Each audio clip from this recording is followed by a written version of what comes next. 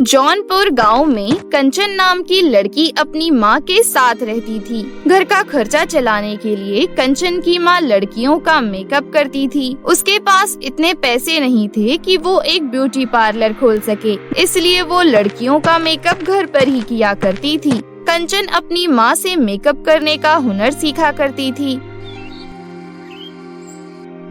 फिर एक दिन कंचन की माँ बीमार पड़ जाती है और फिर कंचन की माँ दुर्गा बोलती है, बेटी, लगता है मेरा अंतिम समय आ गया है।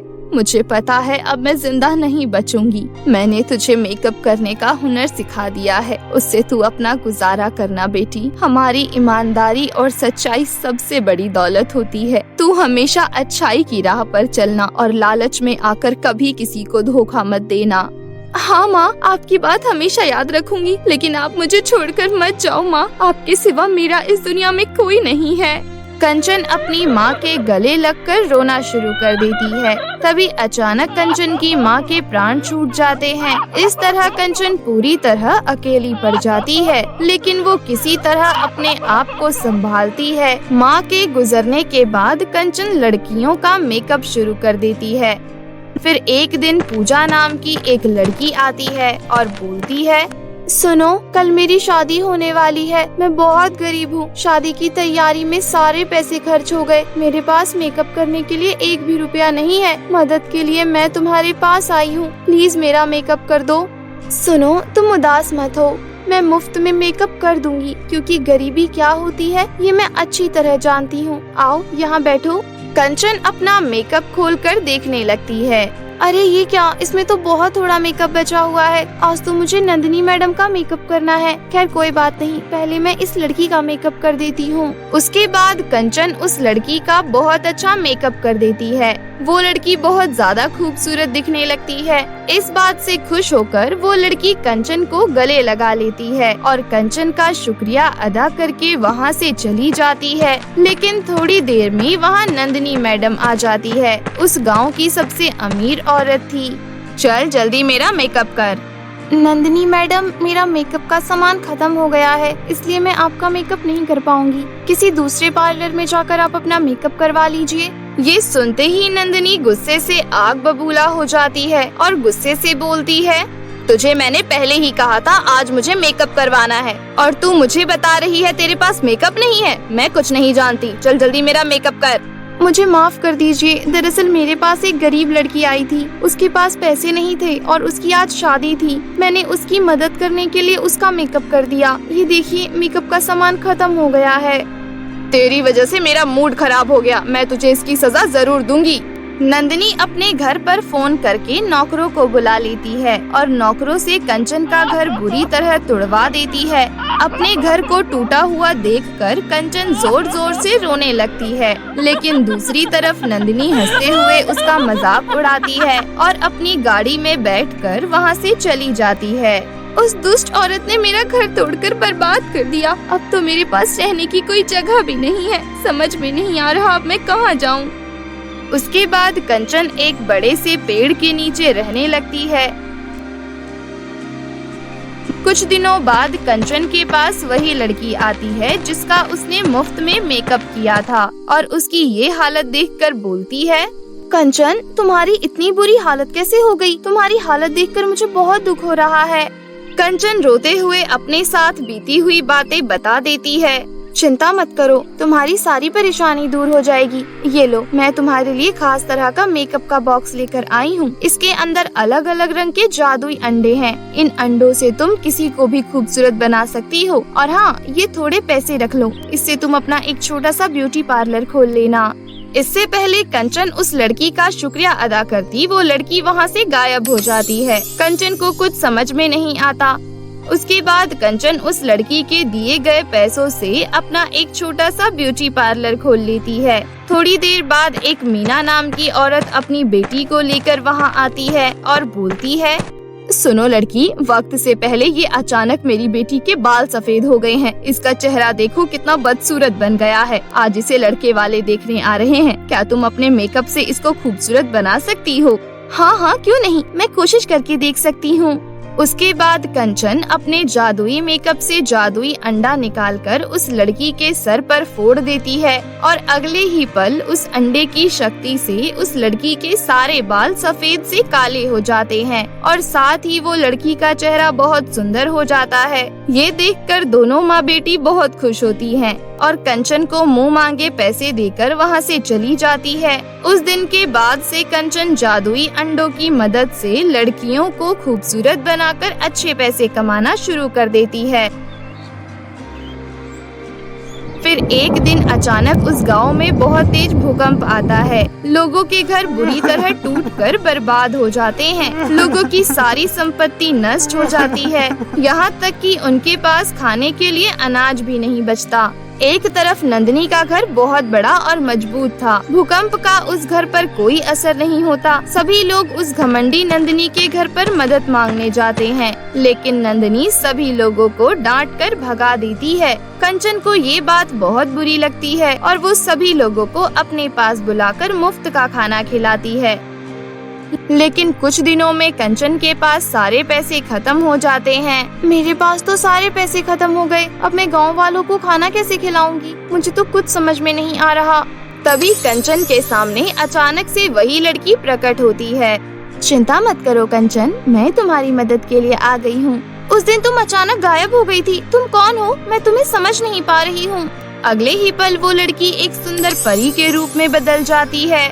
मैं परी लोग की परी हूँ। मुझे लोगों की मदद करना बहुत अच्छा लगता है। तुम बहुत ही ईमानदार और सच्ची लड़की हो। तुमने निस्वार्थ भावना से सबकी मदद की, इसलिए मैं तुम्हारे ब्यूटी पार्लर को जादुई ब्यूटी पार्लर के रूप में बदल रही हूँ। लोगों का मेकअप करने के साथ साथ तुम लोगों को पेट भर खाना भी खिला सकती हो। फिर जादू से पार्लर में ढेर सारी अनाज की बोरियां प्रकट हो जाती है। ये अनाज की बोरियां कभी खत्म नहीं होंगी। तुम इसी तरह लोगों की सहायता करते रहना। उसके बाद परी वहाँ से गायब हो जाती है। उस दिन के बाद से कंचन ब्यूटी पार्लर चलाने के साथ साथ गरीब लोगों को रोज मुफ्त में खाना भी खिलाने लगती है। लोगों की भलाई करते हुए और मदद करते हुए वो हंसी खुशी अपना जीवन व्यतीत करने लगती है। रीवा अपनी चाची रंगोली के साथ रहती थी। रंगोली का एक बेटा और एक बेटी थी। रंगोली का बेटा शहर में हॉस्टल में पढ़ता था और उसकी बेटी माही उसके साथ ही रहती थी। रंगोली का पति भी शहर में काम करता था। रीवा का रंग काला था, लेकिन उसके बाल बहुत लंबे और घने थे। वहीं माही का रंग गोरा था, लेकिन बचपन में किसी गलती की वजह से उसके सर पर बाल नहीं थे। एक दिन माही रोते हुए रंगोली के पास आती है। मम्मी, आपने मुझे रीवा के साथ बाहर क्यों भेजा? क्या हुआ बिटिया, तुम दोनों का झगड़ा हुआ है क्या? नहीं मम्मी, लेकिन अब मैं कभी भी उसके साथ बाहर नहीं जाऊंगी। अरे क्या हुआ?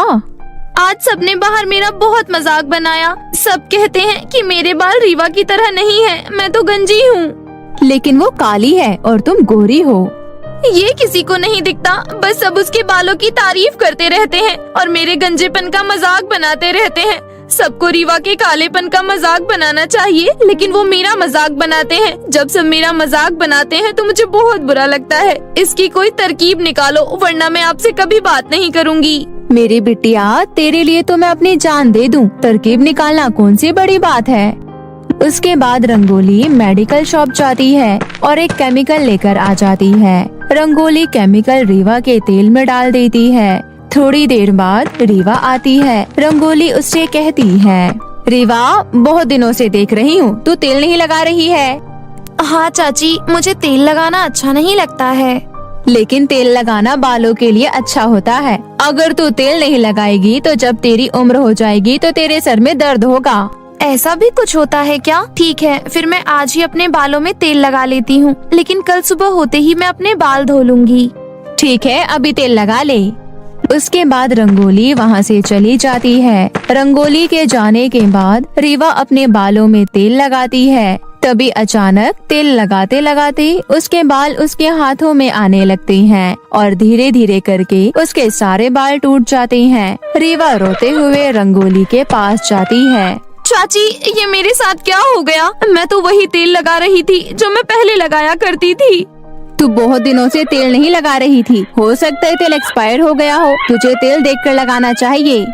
ये सुनकर रीवा बहुत रोती है और रोते रोते अपने कमरे में चली जाती है। उसके बाद माही रंगोली के पास जाती है। मम्मी, आपने तो कमाल कर दिया। मैं जानती हूँ ये सब आपने ही किया है। मैंने तो सोचा भी नहीं था कि आप मेरे लिए सच में ऐसा कर सकती हो। क्यों नहीं कर सकती थी, बेचारी काली तो थी ही, अब गंजी भी हो गई। हाँ मम्मी, अब सब उसका मजाक बनाएंगे। किसी की नजर मेरे गंजेपन पर तो जाएगी ही नहीं। इस तरह माही और रंगोली बहुत खुश होते हैं। इसी तरह कुछ दिन बीत जाते हैं। एक दिन रंगोली की मौसी उसके घर शादी का कार्ड लेकर आती है। रंगोली, मेरी जेठानी की बेटी की शादी है, ये रहा शादी का कार्ड, सबको साथ लेकर आना। अब मैं चलती हूँ, घर में बहुत काम है। क्या मौसी, इतनी जल्दी जा रही हो? थोड़ी देर तो बैठो, कम से कम चाय पी लो। ठीक है, ला पिला चाय। थोड़ी देर बाद चाय पीकर रंगोली की मौसी चली जाती है। कुछ दिनों बाद शादी का दिन आ जाता है। सभी शादी में जाने के लिए तैयार होने लगते हैं। रीवा भी अपने कमरे में तैयार हो रही थी। तभी माही उसके कमरे में जाती है। तू क्यों तैयार हो रही है? वहाँ जाकर अपना मजाक बनवाने का शौक है क्या? मुझे किस चीज का शौक है और किस चीज का नहीं, इससे मुझे नहीं लगता तुम्हें कोई मतलब होना चाहिए। तुम अपने कमरे में जाकर तैयार हो, चाहे कितना भी बुरा हो जाए, जुबान चलनी बंद नहीं होती। हाँ, सही कहा। मुझे ये जानकर खुशी हुई कि तुम मुझे इतने अच्छे से जानती हो। माही गुस्से से रीवा के कमरे से बाहर निकलकर रंगोली के कमरे में जाती है। मम्मी, आपने उसे मना नहीं किया हमारे साथ जाने के लिए? अगर वो गई तो सबकी खिल्ली उड़ जाएगी। सबकी क्यों खिल्ली उड़ेगी, सिर्फ उसकी उड़ेगी। जाने देना, बेइज्जती होगी तो आगे से खुद जाना बंद कर देगी। सही कहा आपने, ये तो मैंने सोचा ही नहीं था। थोड़ी देर बाद सब शादी में जाते हैं। शादी में सब रीवा को घूरने लगती हैं। माही रीवा के कान में जाकर बोलती है, तुम्हें पता है ये सब तुम्हें क्यों घूर रहे हैं? सबको लग रहा है कि शादी में सर्कस से कोई जोकर भाग कर आ गया है। मैं जोकर लग रही हूँ तो तुम मेरे साथ में खड़ी क्यों हो? वरना ऐसा ना हो कि तुम्हें भी सब मेरी सहेली मानकर जोकर समझने लग जाएं। माही वहाँ से चली जाती है। रीवा के पीछे दो औरतें खड़ी थी। रीवा को देखकर वो दोनों आपस में बातें करने लगती है। अरे देखो तो, ये इतने बड़े शादी समारोह में कौन नमूनी आई है? ऐसी लड़की तो मैंने आज तक नहीं देखी, काली ऊपर से गंजी। मुझे लगता है इसे कोई बीमारी है। अगर ऐसा है तो चुपचाप घर में बैठना चाहिए ना। पता नहीं मुंह उठाकर शादी समारोह में क्यों आ जाते हैं। जरूरी थोड़ी है हर जगह जाकर घुसने की। सही में कितनी अजीब लड़की है, खुद भी नहीं लगता कि इतनी बदसूरत होने के बाद कहीं ना जाए। माही और रंगोली भी ये सारी बातें सुन रही थी। यह सब सुनकर उन दोनों को बहुत मजा आ रहा था। माही रंगोली से कहती है, मुझे ये सब सुनकर बहुत मजा आ रहा है। आज मैं सबसे ज्यादा खुश हूँ। बहुत बनी फिरती थी, अब पता चला होगा। रीवा चुपचाप ये सारी बातें सुन रही थी। कुछ घंटों बाद वो सब शादी से आ जाते हैं। रीवा बहुत रोती है और रंगोली से कहती है, चाची, अब मैं कहीं भी नहीं जाऊंगी। मैंने शादी में जाने से पहले भी तुझे ये बात बोलने की सोची, फिर मुझे लगा कि तुझे कहीं बुरा न लग जाए, इसलिए मैंने नहीं बोला। अब तूने सब कुछ अपनी आंखों से देख ही लिया है तो तूने बिल्कुल सही फैसला लिया है। फिर रीवा रोते हुए अपने कमरे में चली जाती है। उस दिन रीवा पूरी रात रोती है। अगले दिन रंगोली के घर में उसकी कुछ सहेलियां आती है और उससे कहती है, रंगोली, एक बात बता, तूने गंजी काली लड़की को अपने घर में क्यों रख रखा है? अरे इसको निकाल कर बाहर फेंक। तुझे पता भी है इसके बारे में गाँव वाले कैसी कैसी बातें करते हैं? नहीं, मुझे तो कुछ नहीं पता है। अरे कोई तेरे सामने आकर क्यों कुछ बोलेगा? सब कहते हैं कि इसे कोई बीमारी है। मीनू बिल्कुल सही कह रही है, इसे अपने घर से निकाल कर बाहर फेंक। कौन सा ये तेरी सगी बेटी है? अपनी सहेलियों की बातें सुनकर रंगोली रीवा को उसके कमरे से घसीटते हुए बाहर निकालती है और कहती है, मेरे घर से बाहर निकल जा। चाची, अचानक आपको क्या हो गया? मुझे तेरे से अपना कोई रिश्ता नाता नहीं रखना है। गंजी काली लड़की, तेरी वजह से गांव वालों के बीच हमारी इतनी बातें हो रही है। मैं अब और ये सब नहीं चाहती, इसलिए बाहर निकल जा। रीवा रोते हुए वहाँ से चली जाती है। रीवा सड़क पर चल रही थी, तभी उसे एक बूढ़ी औरत खेत में काम करती नजर आती है। रीवा बूढ़ी औरत के पास जाती है। अम्मा, आपको इतनी उम्र हो गई है और आप खेत में काम कर रही हो? हाँ, क्योंकि मुझे हमेशा से खेत में काम करने में बहुत अच्छा लगता है। मुझे अपने खेत की ताजी सब्जियां खाना पसंद है। तभी अम्मा गौर से रीवा का चेहरा देखती है और बोलती है, तुम्हारी आंखें इतनी लाल और सूजी हुई क्यों लग रही है? लगता है तुम बहुत रोई हो। अम्मा के कहने पर रीवा उन्हें सारी बातें बताती है। अम्मा को रीवा पर बहुत तरस आता है। बिटिया, ये तो तुम्हारे साथ बहुत बुरा हुआ। तुम मेरे साथ मेरे घर चलो, मैं तुम्हें कुछ दूंगी। रीवा अम्मा के साथ उनके घर जाती है। अम्मा रीवा को एक कंघी और फेस क्रीम दे देती है। जब मैं तुम्हारे उम्र की थी तब मैंने एक डायन से परी की रक्षा की थी। परी ने खुश होकर मुझे ये कंघी और क्रीम दिया। ये दोनों जादुई है। कंघी और क्रीम ने कई सालों तक मेरी बहुत मदद की है, लेकिन अब मैं बूढ़ी हो गई हूँ। मुझे इनकी कोई जरूरत नहीं है। अब इसे तुम अपने साथ लेकर जाओ। रीवा बहुत खुश होती है। आपका बहुत बहुत धन्यवाद अम्मा, मैं अभी इन्हें लेकर जा रही हूँ, लेकिन मेरा जब भी आपसे मिलने का मन करेगा तो मैं यहाँ आ जाऊंगी। उसके बाद रीवा वहाँ से चली जाती है। सबसे पहले रीवा जादुई कंघी से घर और राशन मांगती है। उसके पास घर और राशन आ जाता है। उसके बाद रीवा अपने घर के अंदर जाती है और जादुई कंघी को अपने सर पर फेरती है। तभी अगले ही पल उसके पहले की तरह लंबे काले घने बाल आ जाते हैं। अरे वाह, अब मैं फेस क्रीम लगाती हूँ। उसके बाद रीवा फेस क्रीम लगाती है। तभी अगले ही पल उसका रंग गोरा हो जाता है। अपना ये बदला बदला नया रूप देख रीवा बहुत खुश होती है। मेरी सारी परेशानी दूर हो गई, लेकिन मैं हमेशा इन दोनों की मदद नहीं चाहती हूँ। इन्होंने मेरे लिए जो किया बहुत है। जादुई कंघी, मैं तुमसे आखिरी बार एक मदद ले रही हूँ। मुझे बहुत सारे पैसे चाहिए। मैं उन पैसों से अपना खुद का एक रेस्टोरेंट खोलूंगी। जादुई कंघी रीवा को बहुत सारे पैसे देती है और कुछ महीनों में उसका रेस्टोरेंट बनकर तैयार हो जाता है। गांव में रीवा ने सबसे पहले रेस्टोरेंट बनवाया था, इसलिए उसके रेस्टोरेंट में बहुत ग्राहक आते थे। धीरे धीरे रीवा बहुत तरक्की करने लग गई। रीवा की तरक्की की बातें रंगोली और माही के कानों तक पहुंच जाती है। मम्मी, आपने रीवा के बारे में सुना? मुझे लगता है अब हमें फिर से उससे रिश्ते नाते जोड़ने चाहिए। चलो उसके घर चलते हैं। उसके बाद रंगोली और माही रीवा के घर जाती हैं। रीवा, मेरी बच्ची, तुझे पता है मैं तुझे कितना याद कर रही थी। अगर आप मुझे सच में याद कर रही होती तो बहुत पहले ही आ चुकी होती। मैं अच्छे से जानती हूँ आप दोनों यहाँ क्यों आई हो। देखो, आप लोग कुछ बोलो उससे पहले ही मैं कह देती हूँ कि चाची, आपने मुझे ये कहकर घर से निकाला था कि आपको मेरे से कोई रिश्ता नाता नहीं रखना है। फिर अब मेरे से रिश्ता नाता जोड़ने क्यों आई हो? अब मुझे आप दोनों से कोई रिश्ता नाता नहीं जोड़ना है, इसलिए आप दोनों मेरे घर से जा सकती हैं। नहीं रीवा, ऐसी बात नहीं है। मुझे सच में तेरी बहुत याद आ रही थी। अगर आप दोनों शराफत से मेरे घर से बाहर नहीं निकली तो मैं पुलिस को फोन कर बुला लूंगी। रीवा की धमकी के बाद दोनों माँ बेटी उसके घर से चली जाती है। उसके बाद फिर से रीवा हंसी खुशी जीवन व्यतीत करने लगती है।